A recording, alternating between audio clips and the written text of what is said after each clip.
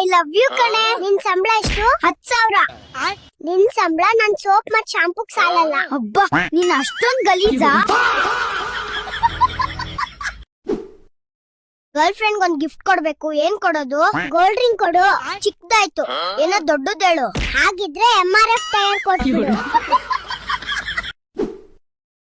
ವಾಹ್ ಗುಂಡ, ಮದುವೆ ಆಗಿ ಇಷ್ಟೊಂದ್ ವರ್ಷ ಆದ್ರೂ ಎಷ್ಟು ಪ್ರೀತಿ ನಿಮ್ಮಿಬ್ರದು.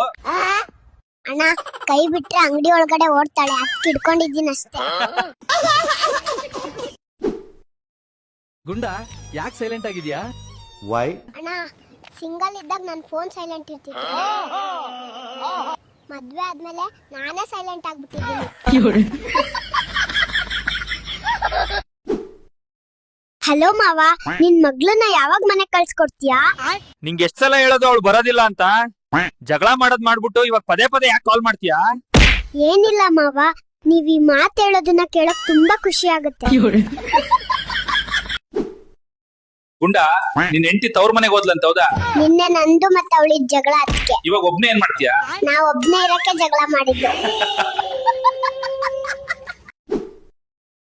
ರೀ, ನಾನ್ ಎಲ್ಲಾದ್ರೂ ಕಳ್ದೋದ್ರೆ ಏನ್ ಮಾಡ್ತೀರಾ? ಪೇಪರ್ ನಲ್ಲಿ ಅಡ್ವರ್ಟೈಸ್ಮೆಂಟ್ ಕೊಡ್ತೀನಿ ಕಣೆ. ಅಯ್ಯೋ, ನೀವ್ ಎಷ್ಟು ಒಳ್ಳೆಯವ್ರಿ. ಏನಂತ ಬರೀತೀರಾ? ಯಾರಕ್ ಸಿಗ್ತಾಳೋ ಅವ್ರಿಗೆ.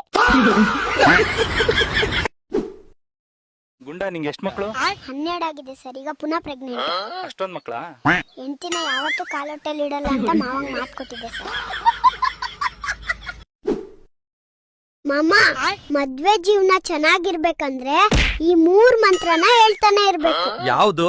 ಸರಿ ಕಣೆ, ಸಾರಿ ಕಣೆ, ನಂದೇ ತಪ್ಪು ಕಣೆ.